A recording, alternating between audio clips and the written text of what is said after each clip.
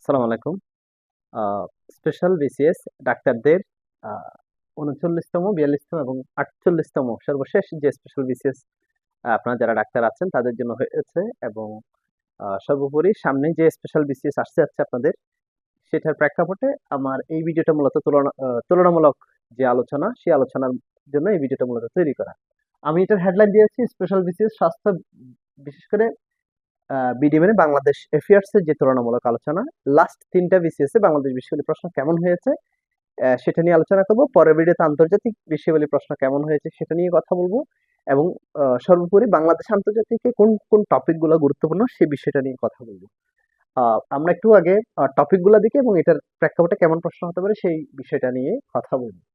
আহ, সর্বশেষ ৪৮তম যে স্পেশাল ডাক্তারদের যে বিসিএস হয়েছে আপনাদের, সেই বিসিএস যে টপিক গুলো যেভাবে এসেছে আমরা যদি সেগুলোকে একটু ক্যাটাগরাইজ করি, যেমন আহ, প্রাচীন বাংলা থেকে শুরু করে ১৯৪৭ সালের আগ পর্যন্ত এটা হচ্ছে একটা পার্ট, ৪৭ থেকে ৭১ একটা পার্ট, তারপর হচ্ছে কি মুক্তিযুদ্ধ, সংবিধান, বাংলাদেশ সরকার, আইন শাসন ব্যবস্থা, বিচার ব্যবস্থা, বাংলাদেশের অর্থনৈতিক, বাংলাদেশের কৃষি ব্যবস্থা, বাংলাদেশের সম্পদ, বাংলাদেশের নদ নদী, বাংলাদেশের সরকার ব্যবস্থা, আইন বিভাগ, শাসন বিভাগ, বিচার বিভাগ, বাংলাদেশের সংবিধান, মুক্তিযুদ্ধের পাঠ, এই বিষয়গুলা কিভাবে প্রশ্ন এসেছে আমরা ৩টা বিসিএস এর একটু ভাগ করে দেখি। একটা ৪৮তম বিসিএস এর প্রশ্নের প্যাটার্নের মেইন জায়গাটা কোন ফোকাস ছিল, কোন জায়গাতে, বিশেষ করে আমি বাংলাদেশ বিষয়ে বলি, একটু আলাদা করে বোঝাচ্ছি। ৪২তম এবং ৩৯তমতে কিরকম প্রশ্ন এসেছিল সেটা নিয়ে একটু কথা বলবো। আমি মোহাম্মদ খালেদ হোসেন, লেকচারার, ৪০তম বিসিএস, চট্টগ্রাম সরকারি মহিলা কলেজ। আহ ৪৮তম বিসিএস এর প্রথম দিকে প্রশ্ন যেভাবে এসেছে, যেমন প্রাচীন জনপদ দিয়ে এসেছে। আপনারা জানেন যে এই অঞ্চলে যে প্রাচীন জনপদগুলো ছিল বঙ্গ, দ্রাবিড়, পুন্ড্র, হ্যাঁ, এই যে এভাবে যে সমতট হরিকেল যে জনপদগুলোর অবস্থান, সেখান থেকে প্রশ্ন এসেছে। পরবর্তী দেখা গেল যে টঙ্ক আন্দোলন, আহ, বাংলাদেশের প্রাচীন যে হিস্ট্রি আছে সেই হিস্ট্রিতে টঙ্ক আন্দোলন বা ফরাইজ আন্দোলন, এরকম যে আন্দোলন অনেকগুলো হাজি শরীয়তুল্লাহ যে ফরাইজ আন্দোলন, তিতুমিরের যে বাঁশের কেল্লা, যে এই সংক্রান্ত যে টপিক গুলো আছে সেই জায়গা থেকে প্রশ্ন এসেছে। আমরা আহ, পরের বিষয় যদি আমরা দেখি, মুক্তিযুদ্ধের যে ইতিহাস, যে প্রবাসী সরকার মুক্তিযুদ্ধের ৪৭ সালের থেকে ৭১ সালের মধ্যে মুক্তিযুদ্ধের যে হিস্ট্রি, বিশেষ করে এইটা হচ্ছে ফোকাস পয়েন্ট। ৪৮তম বিসিএস যেটা এসেছে যে মুক্তিযুদ্ধের প্রবাসী সরকার ব্যবস্থা, অর্থাৎ অস্থায়ী সরকার বা মুজিবনগর সরকার, বাংলাদেশের প্রথম যে সরকার ব্যবস্থা, সেটা সম্পর্কে এই জায়গা থেকে প্রশ্ন এসেছে। তারপর হচ্ছে সংবিধান যে অনুচ্ছেদ, সংবিধানের এই জায়গা থেকে যে সংবিধানের যে টপিক, সবগুলা বিসিএস এ, বিশেষ করে আমি যদি জেনারেল বিসিএস এর কথা বলি, স্পেশাল বিসিএস তো বটেই, সেখানে সংবিধান থেকে প্রশ্ন হবে, এতে কোনো সন্দেহ নাই। ৪৮তম বিসিএস এ যে সংবিধানের কথাটা এসেছে, আর্টিকেল 39 39 চিন্তা, বিবেক এবং বাক স্বাধীনতা কথাটা এসেছে 39 নম্বর অনুচ্ছেদ। এখানে একটু এই জায়গাতে বেশিরভাগ প্রশ্ন এসেছে প্রধানমন্ত্রী এবং রাষ্ট্রপতি, বিশেষ করে ৪৮ এবং ৫৬। রাষ্ট্রপতি হচ্ছে ৪৮, ৫৬ হচ্ছে কি প্রধানমন্ত্রী। আহ, প্রধানমন্ত্রী নিয়োগ ক্ষমতা, রাষ্ট্রপতি নিয়োগ ক্ষমতা, তাদের কাদেরকে নিয়ে শপথ পাঠ করাতে পারেন, এই বিষয়গুলো আর কি। ৫ নম্বর হচ্ছে অর্থনৈতিক সমীক্ষা।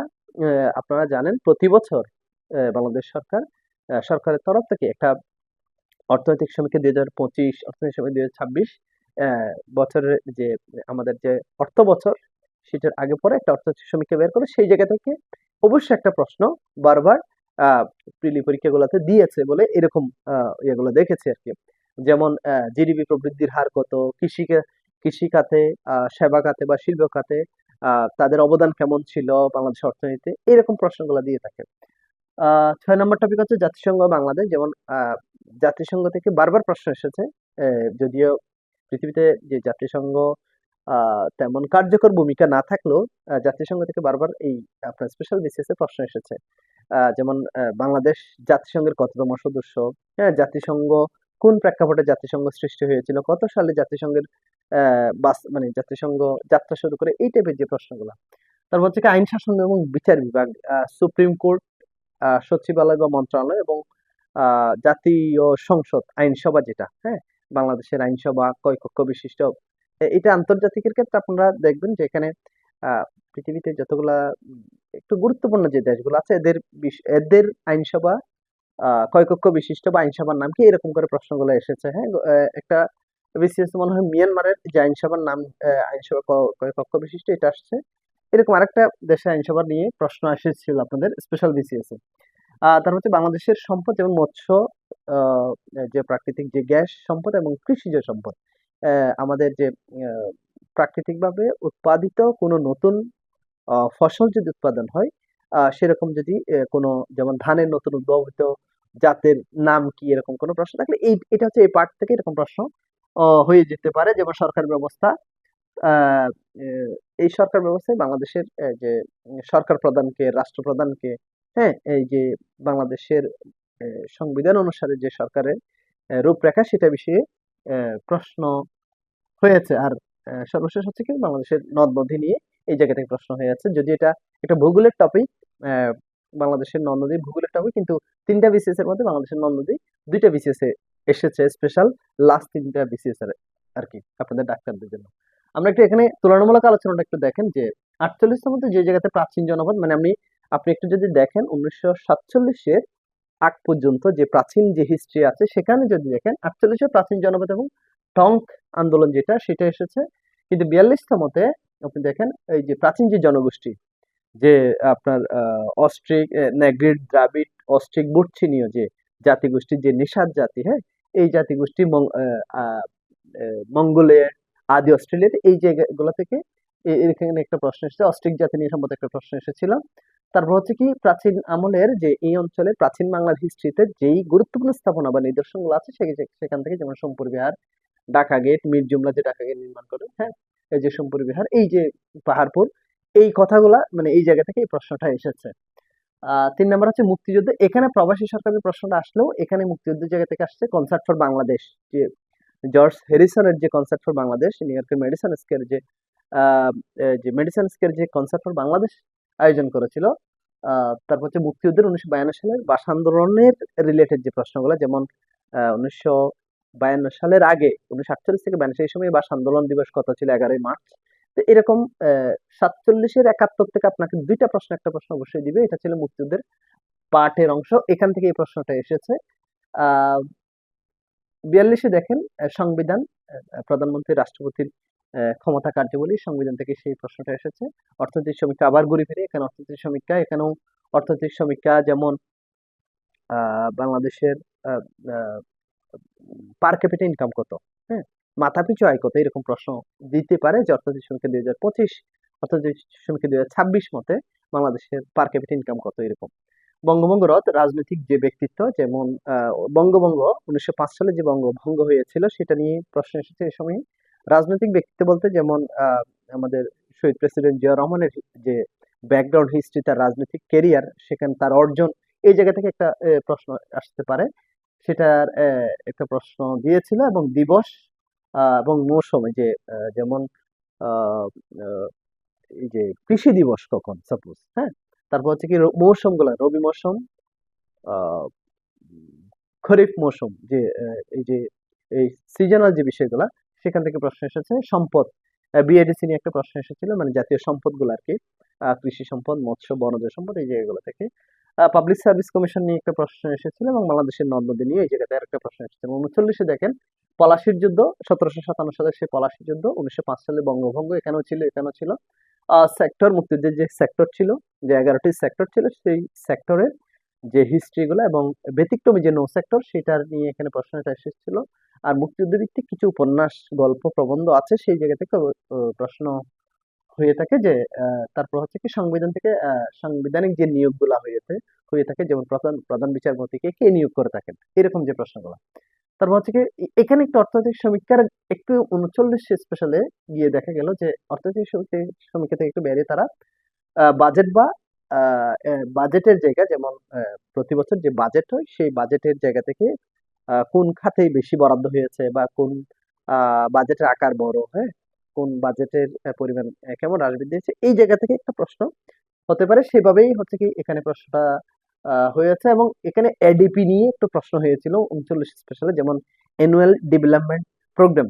তারপর হচ্ছে কি গ্যাস ক্ষেত্র বাংলাদেশে যেমন নতুন কোনো গ্যাস ক্ষেত্র আবিষ্কার হলে বা এই সংক্রান্ত বিষয়গুলো এটা কৃষি বিপ্লব অন্যান্য ইয়ার সাথে সম্পদ অন্যান্য এবং এই জায়গাতে নদ নদী নিয়ে প্রশ্ন আসে নাই। তো আপনি যখন এই ৩টা বিসিএস এর যদি চিত্র আপনি দেখেন, একটু খেয়াল করে দেখেন ১৯৪৭ থেকে ৭১ এর মধ্যে এই যে প্রাচীন জনপদ, টঙ্ক আন্দোলন, জনগোষ্ঠীর সম্পরিবিহার, ঢাকা গেটের যে স্থাপনাগুলো, পলাশির যুদ্ধ, বঙ্গভঙ্গ, এই এই প্রথম ২টা দেখলে ১৯৪৭ সালের আগের ঘটনা হচ্ছে কি এই জায়গাটা হচ্ছে আপনার জন্য গুরুত্বপূর্ণ। এটা হচ্ছে একটা পার্ট। মুক্তিযুদ্ধ দেখেন ৪৭ থেকে ৭১ এর মধ্যে দেখেন প্রবাসী সরকার মানে মুজিবনগর সরকার কলকাতার ৮ নম্বর থিয়েটার রোডে যে অস্থায়ী সদর দপ্তর স্থাপন করেছিল সেই মুজিবনগর সরকারের ঘটনা। ৫২ সালে ভাষা আন্দোলন, ৪৭ থেকে ৭১ যতগুলা ৫২ ভাষা আন্দোলন, যুক্তফ্রন্ট নির্বাচন, ৫৬ সংবিধান, ৫৮ আইয়ুব খানের সামরিক শাসন, ৬৬ সালের ৬ দফা, ৬৯ গণঅভ্যুত্থান, ৭০ নির্বাচন, ৭১ মুক্তিযুদ্ধ, এই বিষয়গুলা এই পার্টের অংশ এবং সেক্টর, নৌ সেক্টর ব্যতিক্রমী সেক্টর, মুক্তিযুদ্ধে যে নারীদের অবদান ছিল তাদের সেক্টর কোনটা কোনটা ছিল এরকম যে সেক্টরে মুক্তিযুদ্ধ এই জায়গাটা হচ্ছে কি এই টাইপের প্রশ্ন হচ্ছে। সংবিধানে দেখেন অনুচ্ছেদ, তফসিল, এবং সবচেয়ে গুরুত্বপূর্ণ অনুচ্ছেদ কোনগুলা, যেমন এখানে একটা চিন্তা বাক স্বাধীনতার অনুচ্ছেদের তফসিলের অনুচ্ছেদের কথা আসছে, ধারা, তারপর হচ্ছে কি প্রধানমন্ত্রী রাষ্ট্রপতির ক্ষমতা প্রয়োগ, অর্থ বিল, সাংবিধানিক নিয়োগ, এই টাইপের প্রশ্নগুলো এখান থেকে আসছে এই পার্টটা থেকে। অর্থনৈতিক সমীক্ষা, এখানেও অর্থনৈতিক সমীক্ষা, এখানে বাজেট মানে অর্থনৈতিক সমীক্ষার কাছাকাছি, বাজেট এডিবি, এই জায়গা থেকে অর্থনৈতিক সমীক্ষা থেকে আপনার কমন প্রশ্ন আসছে। তো জাতিসংঘ বাংলাদেশ, এখানে জাতিসংঘ এই জায়গা থেকে জাতিসংঘ বাংলাদেশ নিয়ে প্রশ্ন হয়নি, তবে আন্তর্জাতিক যদি দেখি আমরা এখানে জাতিসংঘ থেকে অবশ্যই বারবার প্রশ্ন এসেছে আর কি। বঙ্গভঙ্গ এখানেও আছে রাজনীতি ব্যক্তিত্ব, আইন শাসন বিচার বিভাগ, এখানে প্রশ্নটা এসেছিল, এখানে প্রশ্নটা আসে নাই, এই জায়গাতেও প্রশ্নটা আসে নাই। বাংলাদেশ সম্পদ, তিনোটা জায়গায় প্রশ্ন এসেছে। সরকার ব্যবস্থা, এখানে সরকার ব্যবস্থা নিয়ে প্রশ্ন এসেছে। এখানে সরকার ব্যবস্থা আলাদা করে আসে নাই। আমরা যদি সংবিধানের পার্ট ধরি এগুলা বাংলাদেশ সরকার ব্যবস্থার অংশ হিসেবে কাউন্ট করা হয়। নদ নদী ৪৮তম স্পেশাল বিসিএস এসেছে, ৪২তম মতো এসেছে কিন্তু ৩৯-এ দেয়নি। আপনার সামনে যে স্পেশাল বিসিএস হবে যদি ৫১তম স্পেশাল বিসিএস হয় বা ৫২তম বা ৫৩তম যেই স্পেশাল বিসিএস সরকার যদি ঘোষণা করে সেক্ষেত্রে আপনার এই যে সিলেবাস, আমি জাস্ট বাংলাদেশ বিষয়ে একটু ফোকাস করলাম। আশা করি আপনারা বুঝতে পারছেন যে কোন জায়গা থেকে আপনাকে অবশ্যই পড়তে হবে। ১৯৪৭ সালের আগের অংশটা এখান থেকে প্রশ্ন হয়, ৪৭ থেকে ৭১ খুবই গুরুত্বপূর্ণ, এইটা মুক্তিযুদ্ধের পার্ট। সংবিধানটা ৩টা বিষয়, সংবিধান অংশটা।